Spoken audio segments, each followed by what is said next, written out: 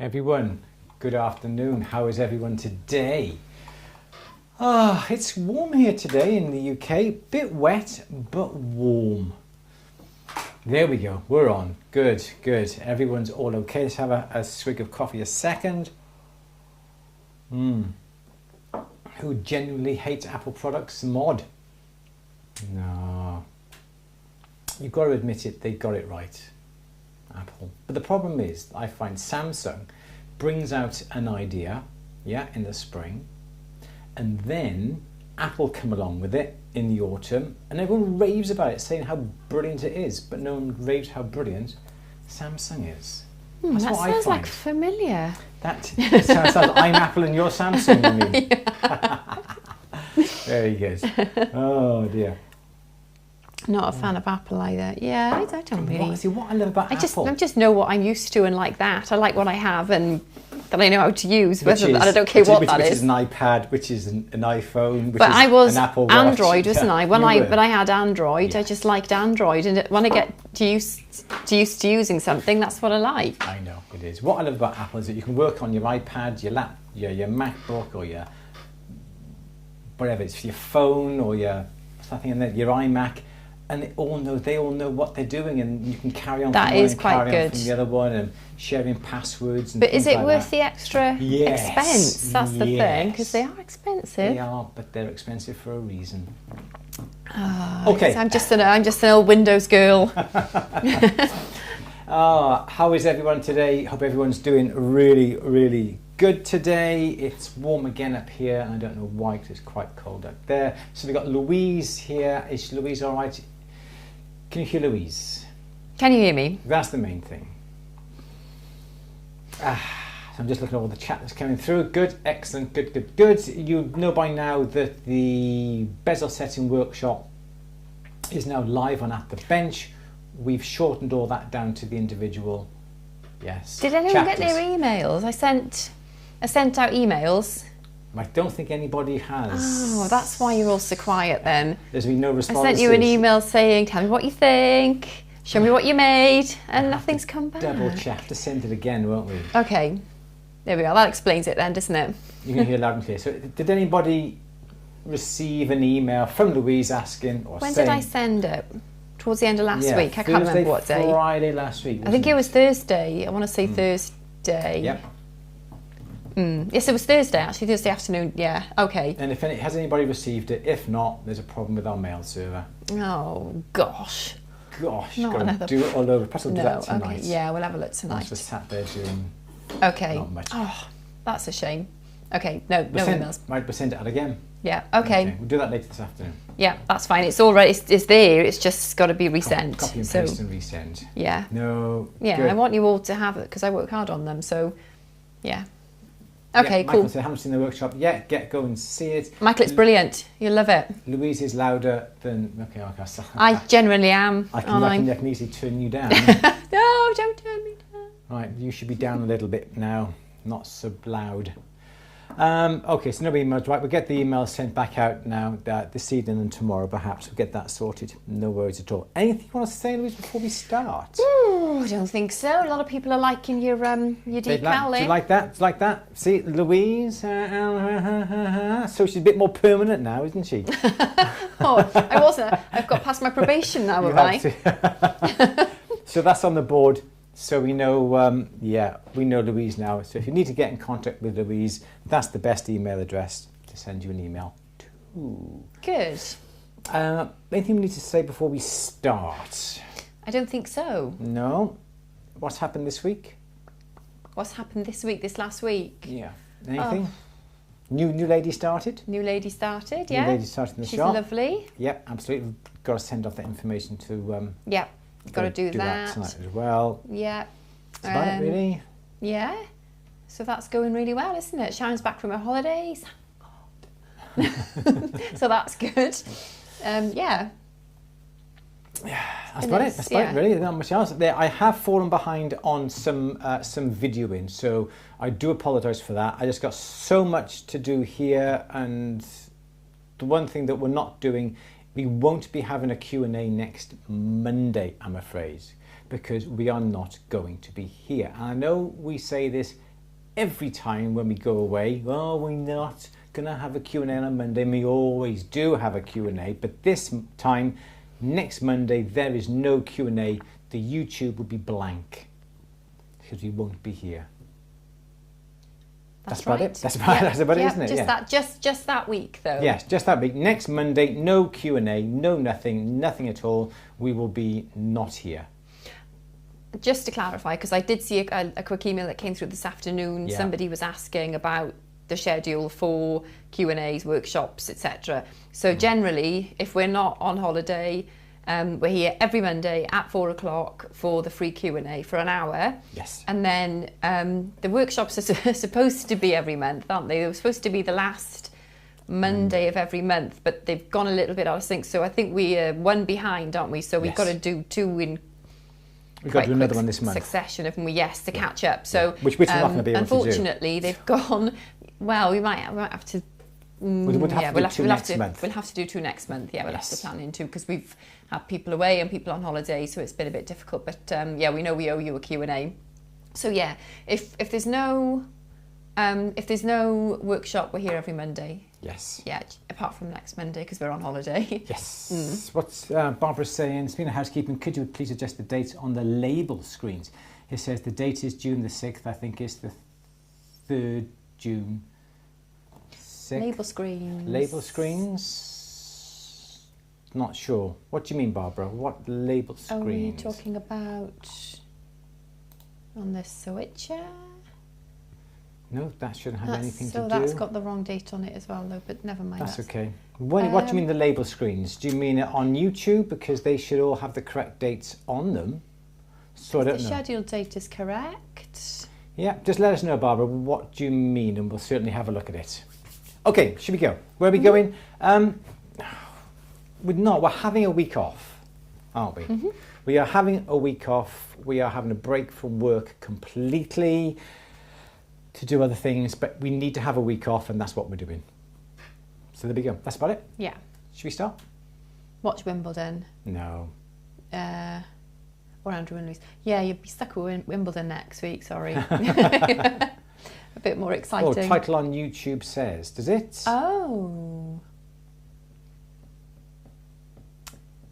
Is it the actual title on there, the title on the top? If I mess with this now, is it gonna...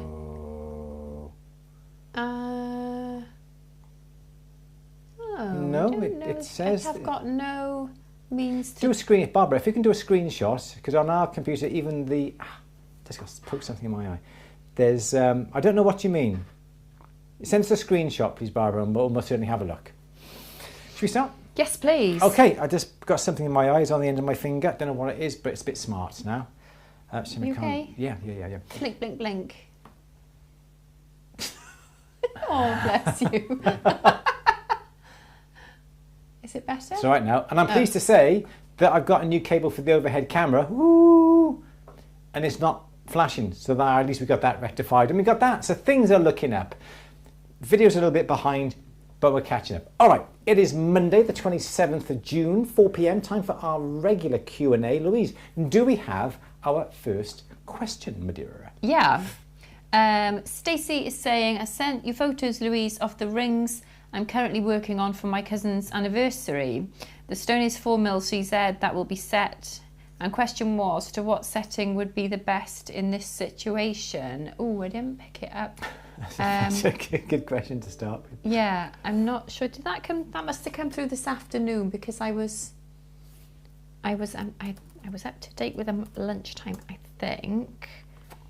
Shall I come back to that one, or shall I try and get the photo up quickly?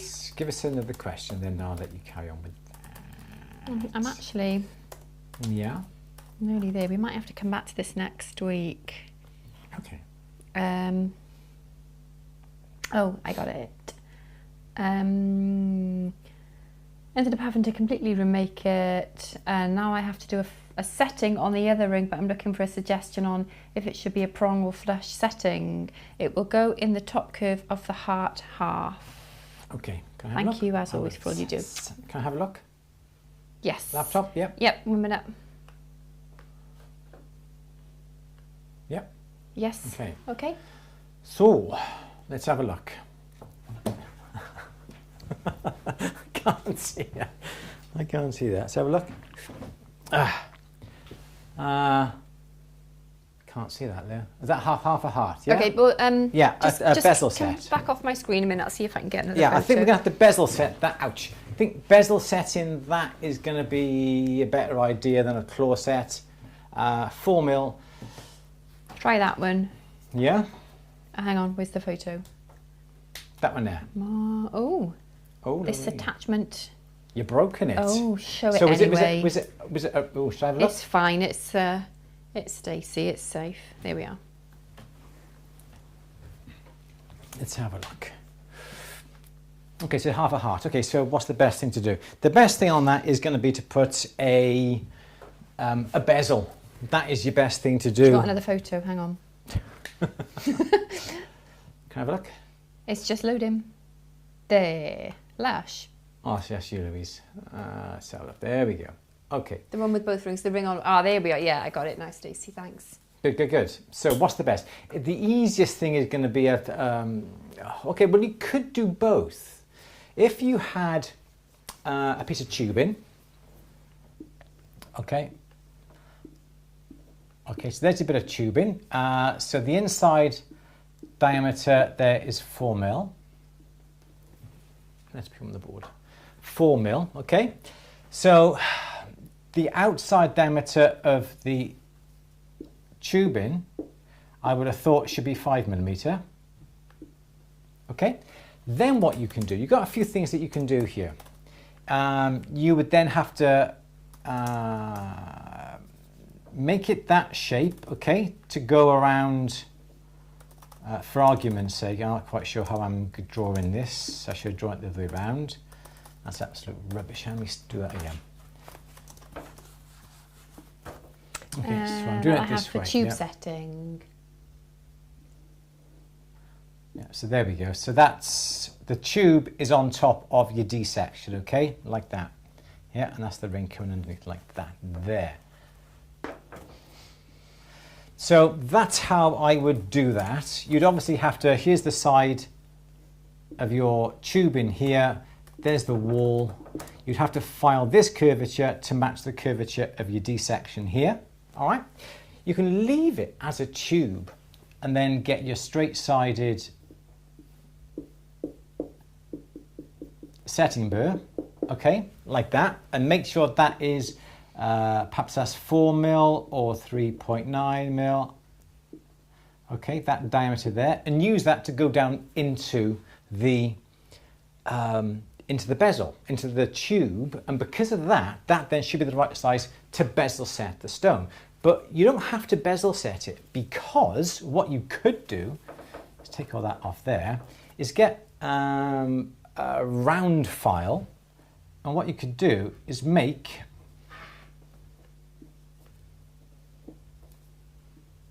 you can make some U sections like that, and likewise over here that would come down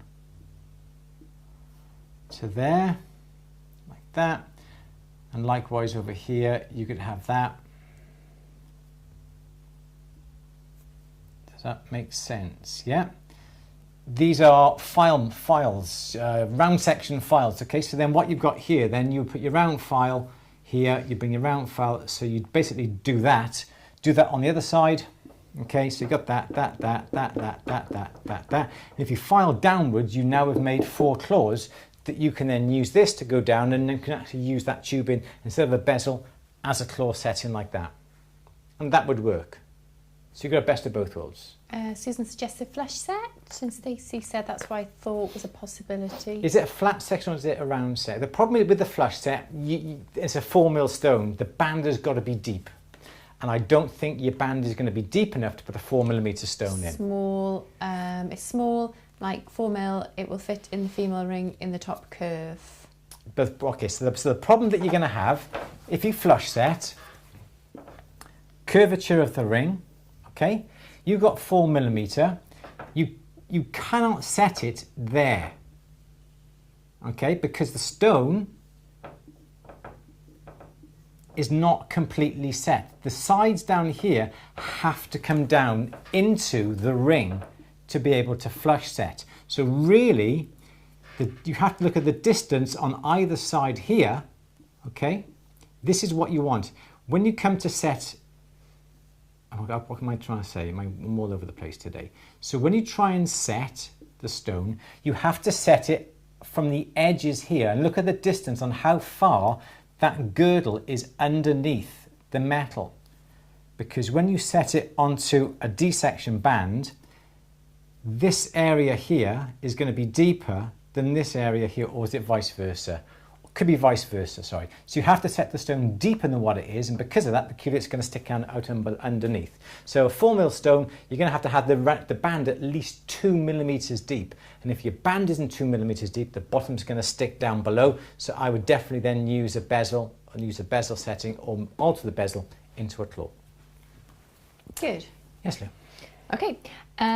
David has said, Andrew often warns against drinking at the bench. What exactly are the dangers? Compared to my life on a building site, my hands at the bench are a lot cleaner. Because I have a cup of coffee here.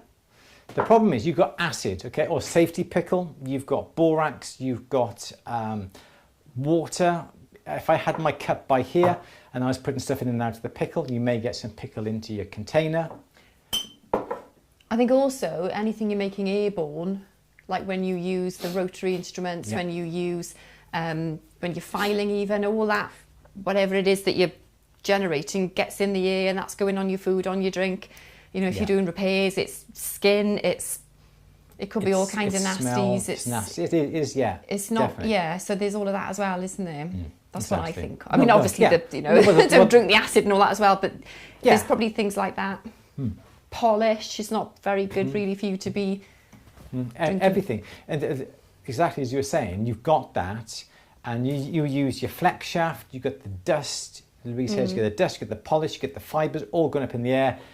Open containers like this, the dust comes in it, you're going to be drinking it, which isn't good for you. Once or twice inhaling or ingesting that is probably not going to hurt you, but over time, isn't it? It's the cumulative effect of that we don't really know. Absolutely, and also on your hands. Yeah. You know, I'm the world's worst. I've noticed with Lee and with Becky, they are constantly getting up, washing their hands before they have a drink and before they have something to eat. And you are, aren't you?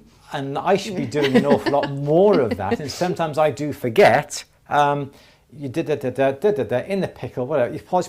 I got polish on my hands, and then I pick up a sandwich, or I have a sweet, or I have a biscuit, and I've got dirt and polish all over my hands. And really, that is not advisable. Here, in this little bit of environment, I haven't got the acids open. I haven't got the borax is dry. I haven't got the flex shaft. And to be honest, I just finished my cup of coffee. And I've got a drink by here, and in theory it's okay at the moment because I'm not working, but if I was working, as Louise said, with the dust, with the polish, with the safety pickles open and that's steaming, that's warm, and you got your rouge and your everything, it's not good. And you should really take a break, go have a wash of the hands in the sink, then have something to eat away from the bench preferably. And you should be having a proper break as well, because it's not good for your eyes, is it, to be working and looking, and it's good to get up and go away and walk and look at something else and exercise your long vision. So it's a good habit really to stop and have a break anyway, isn't it? Absolutely, yeah. He just takes a swig.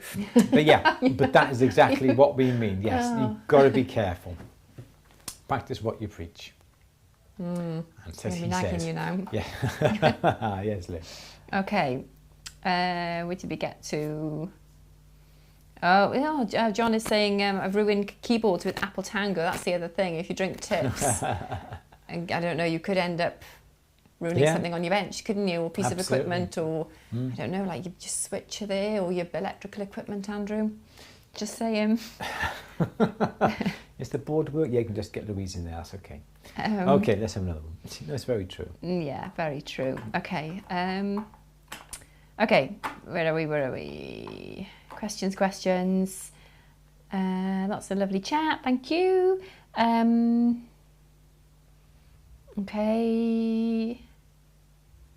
Okay, what are the disadvantages of using castable resin besides not having a physical copy in your library? That's from Dominic. castable resin as opposed to not physically having it in your library? Not having a physical copy in your library. Are we talking about CAD, that sort of thing? Having a physical copy or physical copy to look at? Resin. Okay, so castable resins, the problem that you've got is that if you have a castable resin, it's like a lost wax, isn't it? You can print it out on a 3D printer to get your castable resin, but when you invest it, it's gone and it's gone for good. So then you have to print another one. What we have done is that we have made up masters, we've made up CAD rings. We've obviously increased the size of it to allow for shrinkage. So what we do then from those particular rings, we then have a castable resin made. From that castable resin, then you've got an option.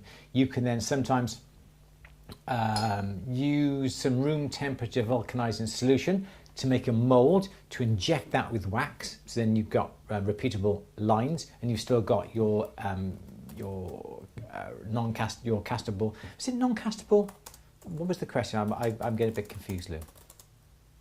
Was it castable or non-castable resin? Sorry.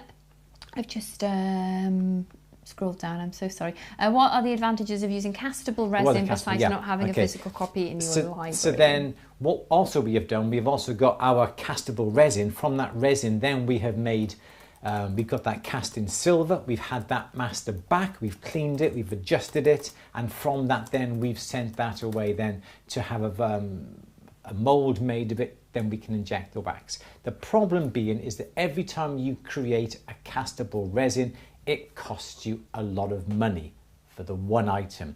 Perhaps they can produce and do 6 or 7 at the same time, something like that, that would reduce the costs. But for me, it's going to be the cost. Every time you produce a resin, it's going to cost time. I think our guys, for one, are going to charge you £30. Once you've used that resin, it's gone.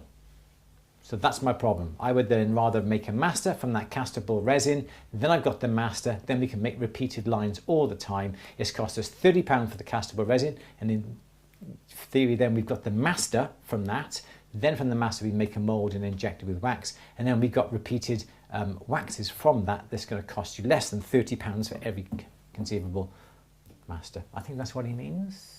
Okay, does that answer your question? I think that's what that's all about, yeah. Yeah, if not, give me a shout. Yeah, thank you. Yes. Okay, Faye is making 2 pendants, one a heart with the puzzle piece taken out of the middle, and the other is the puzzle piece. Mm-hmm. Yeah. Mm-hmm. Yeah. What's the best way to do this without spending a fortune on a disc cutter? Okay, let me try and work out if you want to do that. Okay, so perhaps what I would do would be have a sheet, okay, sheet of metal, and from that then I would draw, I'm just thinking, okay, so we ignore the sizes and everything else. So what I would do is, I don't know how you're,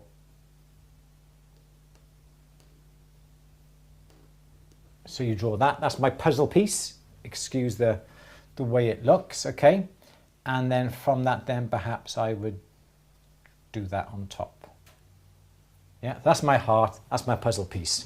So I think what I would do, I would come along and trying to think how I would do this, do that there. I would cut out your puzzle piece, okay, cut that out, that's your main thing because you want to keep that whole. So now you've got that, yep, as your pendant for argument's sake, and then what you do then, you then will have your heart shape like that, and then you can't really put the pendant from there because it's not going to be symmetrical, not symmetrical, it won't hang right, so you may have to put it from the side by here. So that's how I would do it, cut out by hand. Obviously you're not going to need a huge piece of metal like that, and that would be silly if you did that in the middle, but something like that, that is how I would do it. You cut the puzzle piece out first, because that's the important bit, then from that then you would cut the heart shape around it. Does that make sense? Is that what you mean? So you won't need a disc cutter at all with that. I think that's what you mean. If it isn't, let me know and I'll come back to it, but then that then will fit inside that. Do you think so, Louise? I think that's what they mean? Yeah? I think so. If that doesn't answer your question, give me a shout, please. Yeah, I think that's what you mean. But yeah, okay. That should be it. Good. KS is saying, hope you're all doing well. Thank you. Sawed out a copper shape. Used it to texturize sheet in my direct drive rolling mill. But texture isn't very deep. How do I get a deeper impression? Okay, so what I would do, now to have a direct drive mill, it is a little bit more difficult to get a really deep texture because you've got to have a strong arm to turn a direct drive. What we use, I'll leave that there because I think there was a reply just now to that.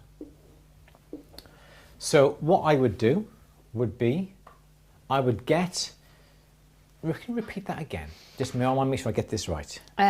Sawed out a copper shape. Yeah.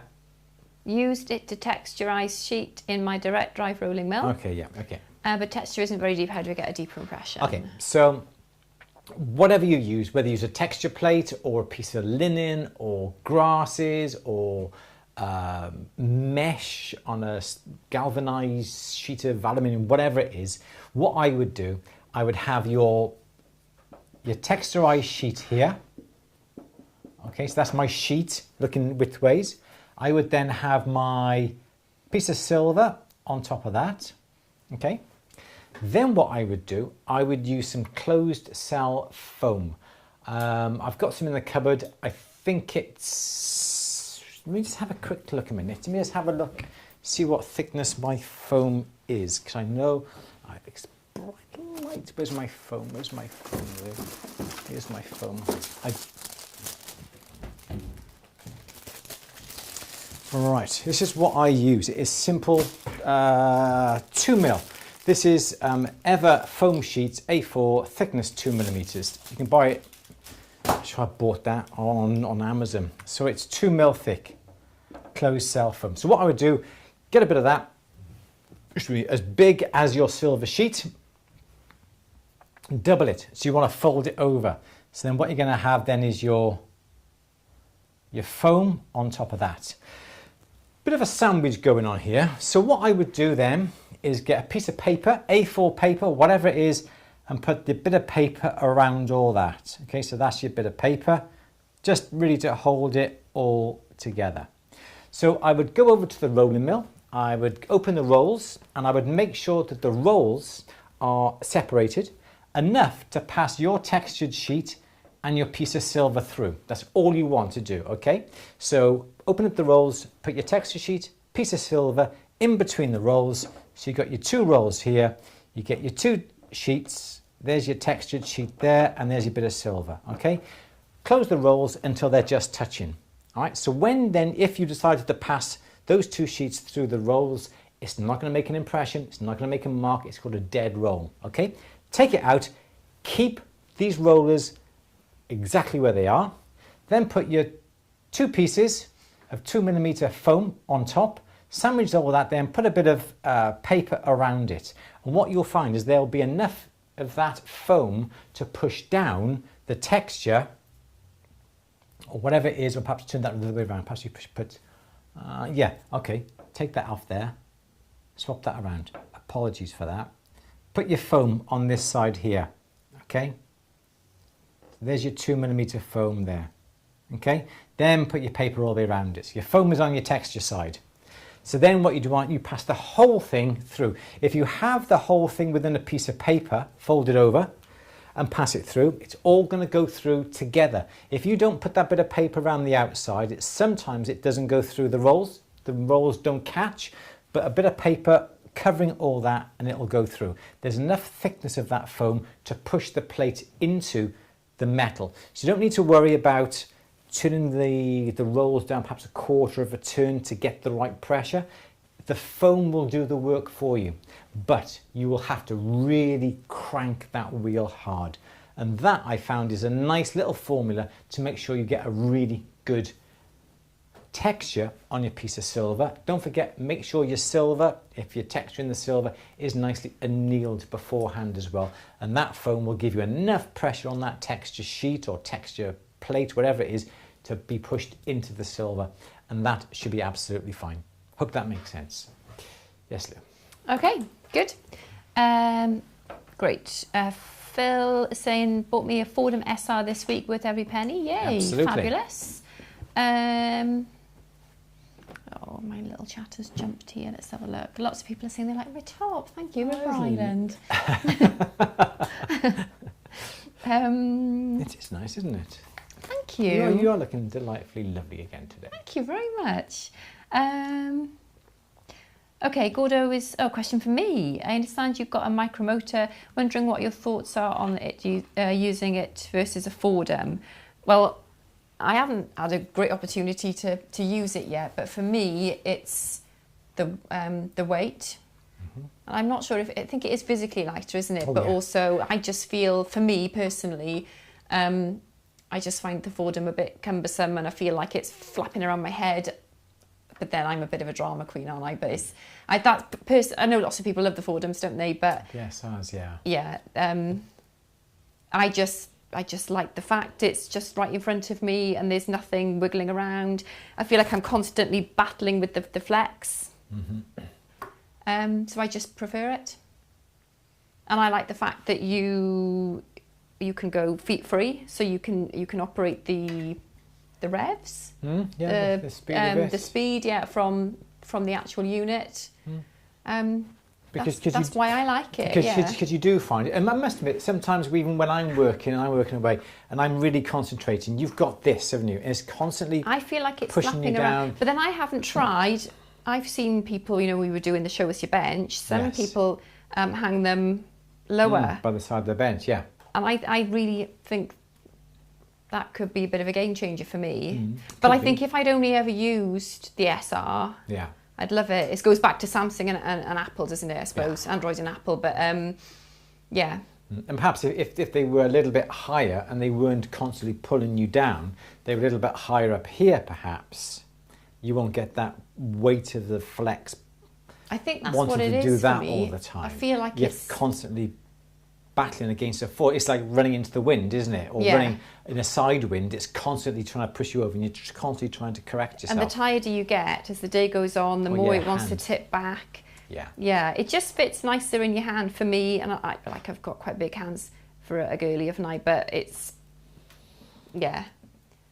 I think we got a Fordham, is it a K1060, I think, something like that we've got. And it is good. We have used it. The speed's an absolutely amazing, like 35,000 revs it goes up to. So the speed it goes absolutely fantastic. And I think it's more controllable as well, because it has the dial to control the speed as opposed to the foot pedal.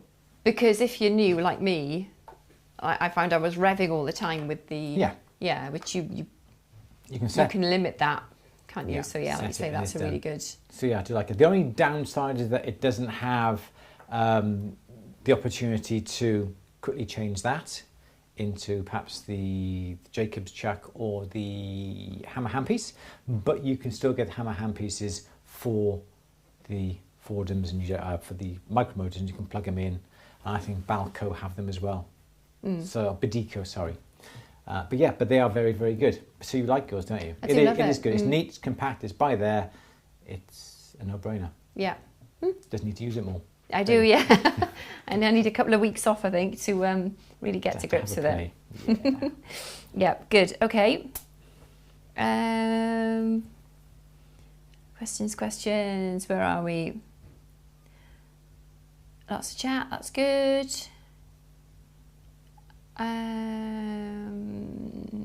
Okay, Mike is saying, have you tried or do you know anything about the matte wax gun for doing freeform wax making or lost wax casting sold by Rio Grande? I've seen the wax to make molten patterns. Is that what we're on about? Is it like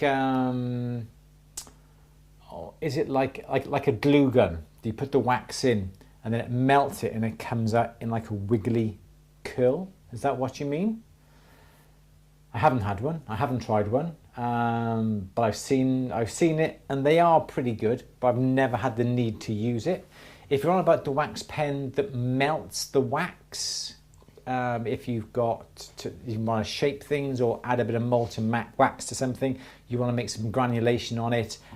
We sell those wax pens on our store at a fraction of matte wax, but they are good. Just let me know what you are meaning. Yes, that's it. Which one? What you said. The wax pen that burns. Yeah, or the other one. Oh, I don't know. I wasn't listening. Sorry, I was reading the chat. Which one, Mike? Sorry. So is it like the glue gun, or is it the heated tip? Is it like the glue gun or the soldering iron sort of one? Just let us know. Okay. Yes. Okay. Let us know. We'll look at the chat. Okay.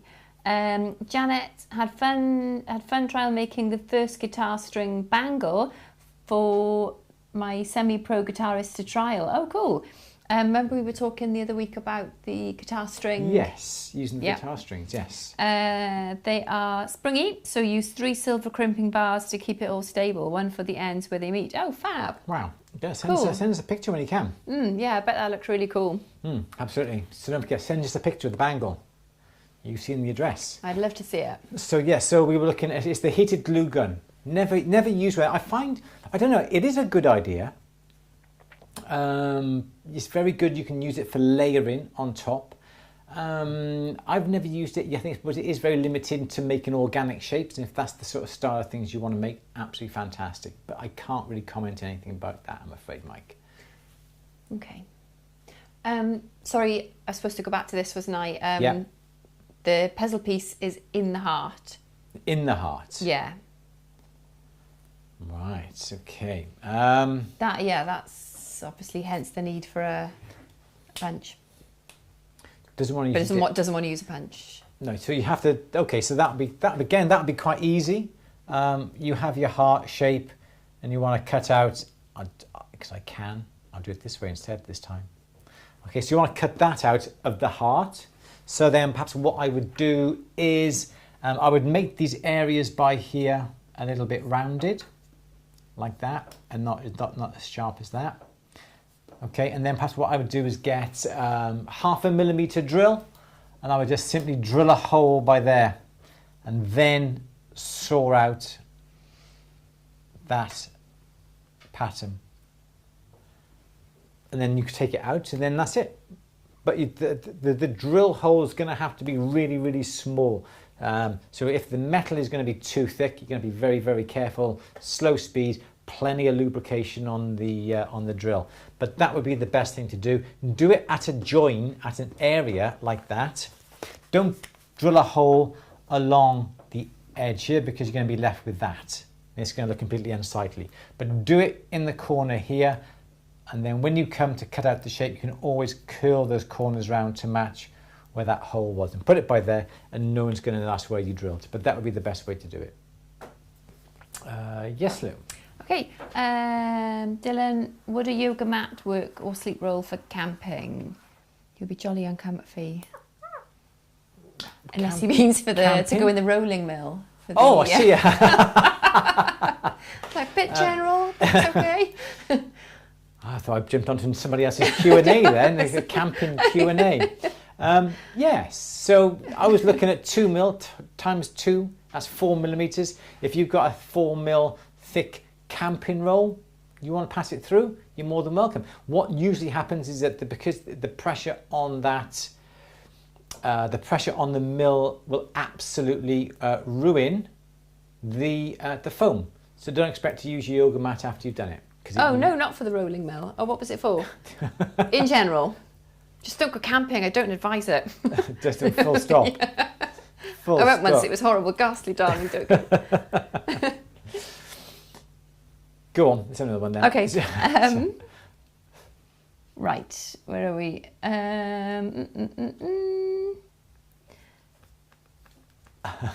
What are you laughing at? We did. What? We had just while you're looking at it, we did have a lovely couple come and see us. We did. Yes. We had a lovely couple come and see us. Stuart, was it? Yes. Yeah, and his lovely lady. Yes. And yeah. Are you on, Stuart? Stuart, you came and you left and we never saw you again. Hope everything's okay. Hope you enjoyed the gig. Hope you got back home all right. Yeah. Yes. Come on and chat and say hello. hello. Give us a shout. Yeah, please. Yes, do. Yes, do. Okay.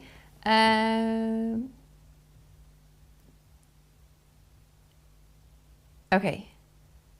Sorry, lots of chat. That's good, good, good. Okay. Mickey, sorry. How do you texture both sides of silver sheet or wire with a hammer, struggling to keep texture on both sides? Yeah, this is you will. Oh, Stuart! Yay! Hey, Stuart's here. Yay! Cool. Yeah, thank you for coming to see us. It was lovely to meet you. Hope everything was okay with the gig.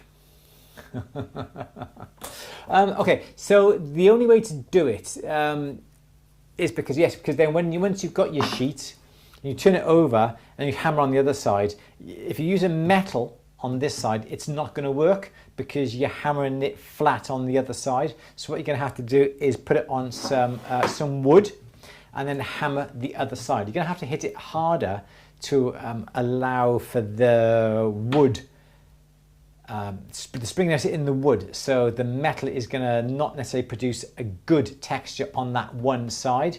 You may be better off perhaps producing a texture using something that isn't impact, something like perhaps a ball burr, or perhaps you could even use the roller mill and put a texture on both sides to pass through the roller mill at the same time. That would be brilliant if you could do that way. I'm not quite sure what else. I have tried it by putting some masking tape on the one side and then hammering it on top of the steel. You have to look to see what sort of texture you're putting on. If you're putting on like a ball pane, like a dot, dot, dot, dot, dot, what you could do is do it on both sides using a steel block and then going over it again once you've got that initial pattern on both sides by putting it on a nice hard piece of wood. Perhaps use the end grain of a piece of wood, where if you put it on the edge of a piece of wood like this here, it's going to be quite soft, but you put it on the end grain, okay, of a piece of wood, it's going to be a lot harder. A little bit of a give, but it's going to be a lot harder, and you should be able to get a good pattern then on both sides. Yes, Louise. Okay, Helena is saying, I use my old hand cranked craft die cutting machine to cut both and emboss annealed silver. Embossing folders give both sides texture. Good. Cool. Okay. Right. Good, good. Oh, Teresa is saying, I'm practicing bezel setting with claws, thanks to the At the Bench video. How do I measure to cut the finished ring to inset the setting and keep the size accurate? How do I cut the setting to make How do I measure to cut the finished ring to inset the setting and keep the size accurate? I'm not quite sure what that means. How do I measure to cut the finished string to insert the setting and keep the size accurate? So I think Teresa's thinking that you're opening the shank maybe and putting the bezel set rather than... Has to be done, yeah. Okay, so perhaps that may be. So how do I measure to cut the finished string to insert the setting and keep the size accurate?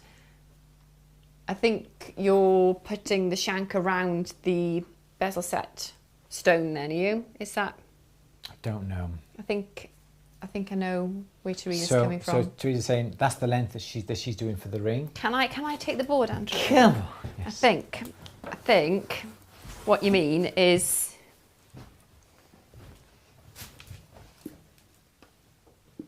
gap, bezel set. You see why I draw on the board as well, Louise, don't you? Has that made you know, though? Right, okay. So you may mock my drawing, Andrew Berry. Is that what you meant? Okay, so what you're thinking, you've got the tube here, yep, and you then want to join from there to there. In other words, isn't it? Yeah. Okay, I understand now. Sorry, I had a bit of a funny. So if that's what you mean, so I think what the best thing there would be to do would be to. No, it depends. see, it depends, doesn't it? So you're looking down on top, there's your bezel. Yes, open shank, yeah. Okay, so if your bezel is wider than the ring shank, and the ring shank came to here, it's going to be quite difficult to know exactly what length to make it. So I think what I would do would be to make your ring, ignore the bezel, okay? So make the ring as you would do a plain wedding band, which would be, so that's what you've got. You can do that. Okay, so there's the ring you've got here, okay? So you make the ring as you should. Okay, so make the ring as you should. Here, okay, so don't necessarily solder it, but bring it together nice and round. Then once you've got that, you're looking down on top of the ring. There's your join here. Then just pop the bezel on top, okay? And then roughly then look down and mark onto the shank where it needs to come. Perhaps just use the outer edge here, okay? And then put your bezel on top. You mark off here and here, which is there and there. Then you can then use your burr to make that little bit of a cut like that. And I think then that's going to be pretty much exactly then what you need to do. I think that would be right. If the bezel is obviously smaller, then you just make the band and you just cut out a hole or solder that on top. But that's the way I would do it. I would put the band, don't solder it, very close, put the bezel on top, look down, or even measure the bezel. So say the bezel here is 6mm, okay, and this band is 4mm. Bring it together, measure the distance. Obviously, if it's 6mm, this distance from here to here is going to be 3. That's going to be 3. And then you put your mark on your piece of metal. Okay, so there's your metal here. There's 3mm, there's 3mm, then you make the curvature. I don't think there's an exact science on that. I think you just have to do it and just practice it. But that is how we would do it here in the shop. So don't cut it 3mm short, because you still need to have that little bit that will go around the outside edge of the bezel. So if you want to do it really scientifically, that's 6mm. You get there, you get there, you get a pair of dividers. You divide one leg here, the other leg by there, and you scribe that arc around that point there. That means then you get an exact curvature of your bezel that would go by there. And likewise, then you put your scriber on there. You measure 3mm on your scribe, and then you strike an arc like that, and then you can cut. So that's the best way. Good. Yes, Lou. Okay. I think it's going back to the rolling mill question about the embossing. Yes. I don't know where I saw it, but somebody said would leather work. It might have been Stacey. Somebody said would leather work. Leather would work, but I think leather isn't going to compact like foam would. Plus your bit of leather then would be ruined. So I still use foam. Someone was saying that camping mats are roughly around about 6mm, and they're 250 grams a metre as opposed to the Eve foam, which is about 125 grams. So I think your camping mat would be too thick. Okay. Okay, if I sandwich the texture plate in between the silver and use the foam as suggested, would it texturize? Okay. Did I make an expensive mistake buying a Durston direct drive? No, they're still good. They are still very good mills. Things like this that you're going to put the mill under a lot of pressure. You're just going to have to work a little bit harder, and it's as simple as that. If you had a gearbox one, it would be easier, but they're a lot more expensive. But a direct drive is a brilliant drive to start off with, absolutely. But just have to work a little bit harder at doing these harder, I suppose, more manual jobs, rather than just having it just to roll your metal a little bit thinner. But this, you're seriously having to work the metal a lot more than what you would do as if you were just making it a little bit thinner. Yeah. So it's not a mistake at all. Not at all. They are perfectly good mills. They're good mills, aren't they? Absolutely, yes. Okay, good. Jacqueline is saying, do you make it slightly smaller sorry, start again. Do you make it slightly smaller than once the bezel is soldered in? Once the bezel is soldered in, if you can size the ring up? Yeah, you can. Yes, you can do it. I wouldn't make it an awful lot smaller because the action then of making the ring bigger, whether you're going to be hammer it down your mandrel or putting it on a ring stretcher, you may damage the circumference, that perfect circle that you've got. So I would try and make it as best as possible to the right size. If it's a fraction smaller, not a problem, but don't make it too small because you're going to have to make it bigger. And by make it bigger, you're going to be stretching the ring, and where the tube goes into the ring is going to be the weakest point. So it's more likely to stretch.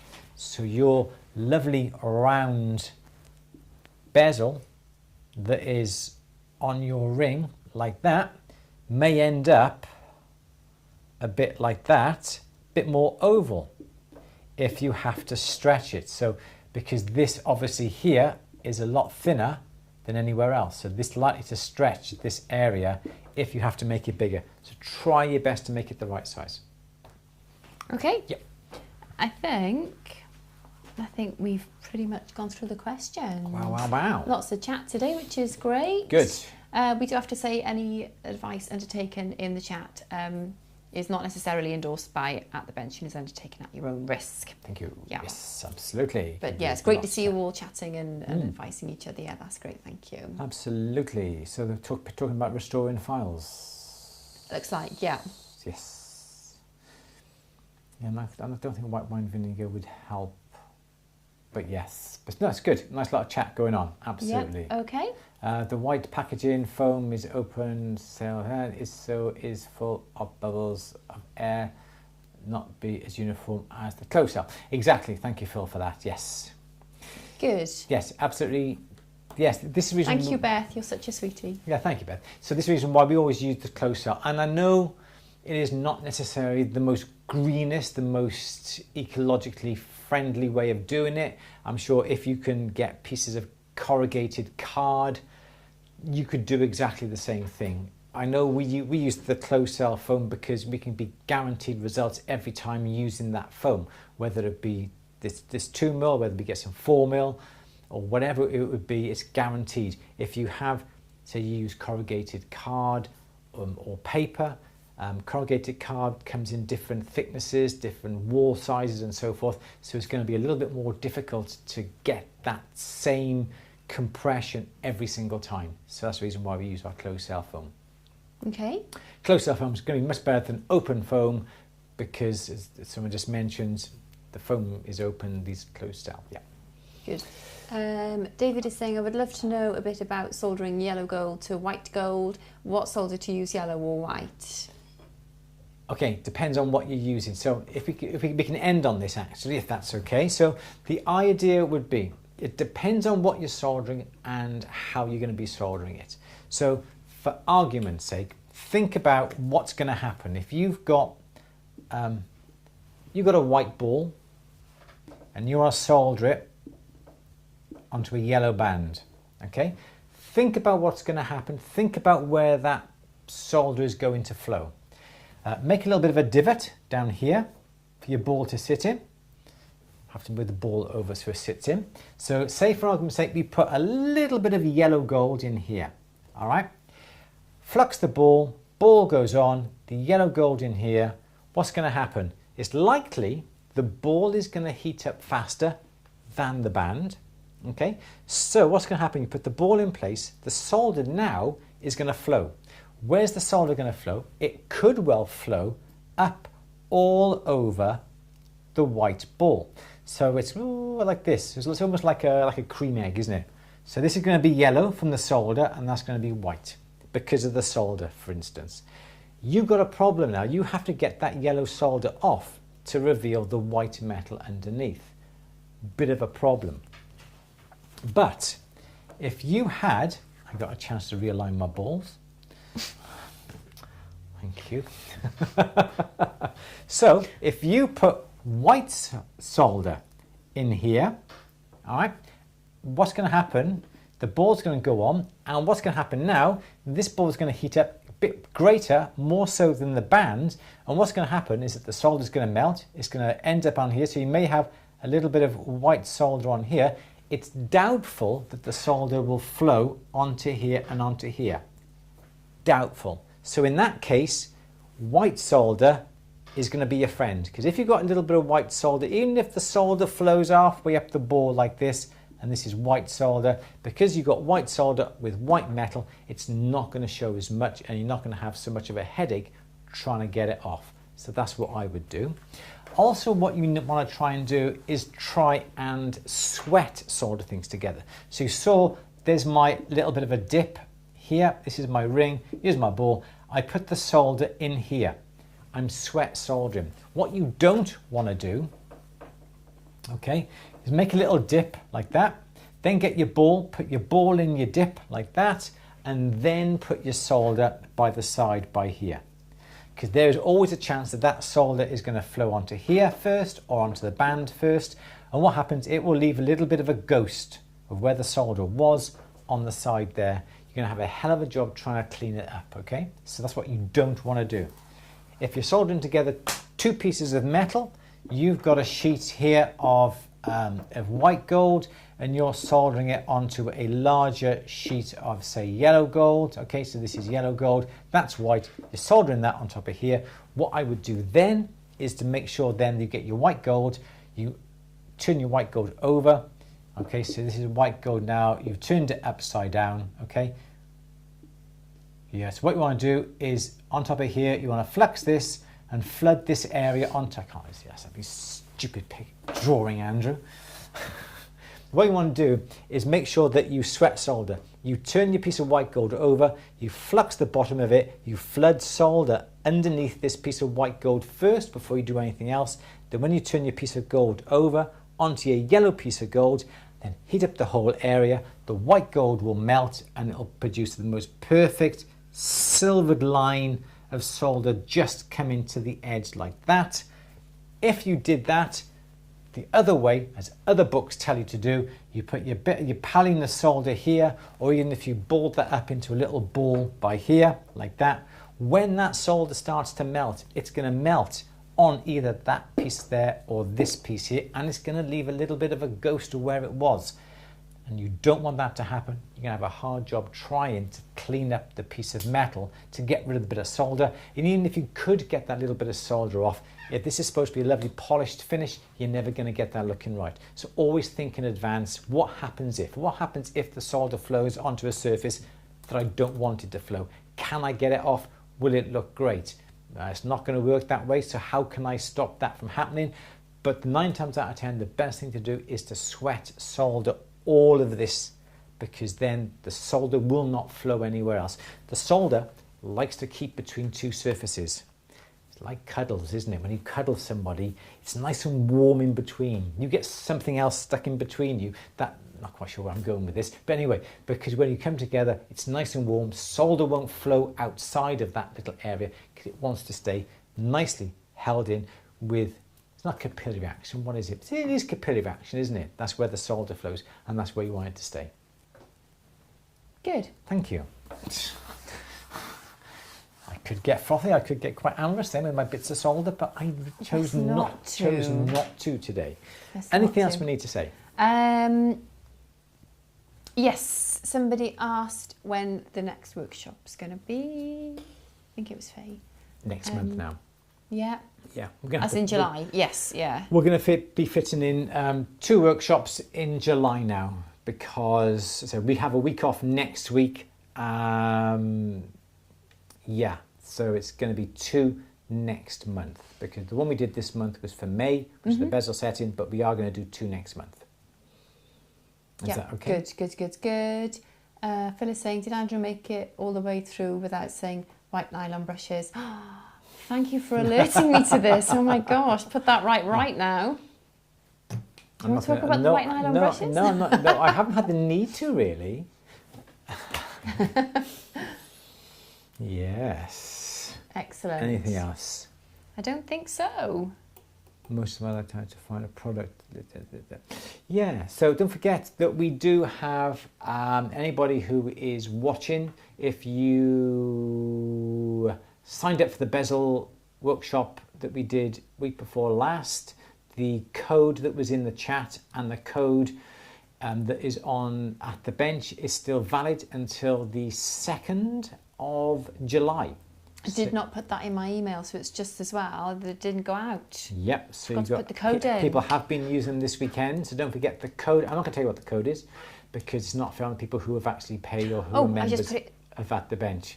Oh, it's okay, I didn't click it. I was going to say just put it in the chat. It didn't go in, it's okay. Yes, so you can still buy them in the store. Yeah, there's lots of things. But yeah, everything that we've got in the store, there's a 10% discount code if you are a paid member of At the Bench or you paid for your workshop. I'd just like to say white nylon brushes are available in the store. We sell hundreds of the things. And titanium strips. Titanium strips. Somebody ordered some titanium strips and we shaped a couple for her as well. But that's it. So there we go. Cool. All right, thank you, Dylan. Thank you very much for that. We're going to disappear. It's 5 o'clock. Sorry, we're going to disappear today. But thank you all for coming on this afternoon for our Q&A. We will be doing 2 workshops next week. Next month, I mean. I was a bit of a shock thinking we're not here next week. There's no Q&A next Monday, which is the 4th of July. There's no Q&A 4th of July. What's that red thing up there? Now would be a good time to insert ads. Oh, no, nobody more wants viewers to are see watching. White nylon brushes! What is that coming up on our screen? I don't know, I've just closed it. What happens if you click on it? I don't, nobody wants to see an ad now, do they? Look, what happens if you click on it? Click on it while we're live now, see what happens. Where? That there. What happens if you click on that? Insert an advert. What's that? Ads inserted. What oh advert? no! What? What have we done? I don't know. Perhaps you shouldn't experiment now. Sorry if you've had an advert. It's just a. What was that for? That's new. That's new. I don't know what it's done though. We're going to find out. We're going to find out now on the we're watching this a little bit. Oh no! What? Look. What? Nothing's come up. It's put a no. It's on here now. Look. Let's have a look. Oh no! Skip the ad. Come skip on. Ad. What? I do apologise for that. I don't know what. Skip the ad. Skip the ad. We know not to do that again. No. No. Sorry. Apologies for that. Yeah.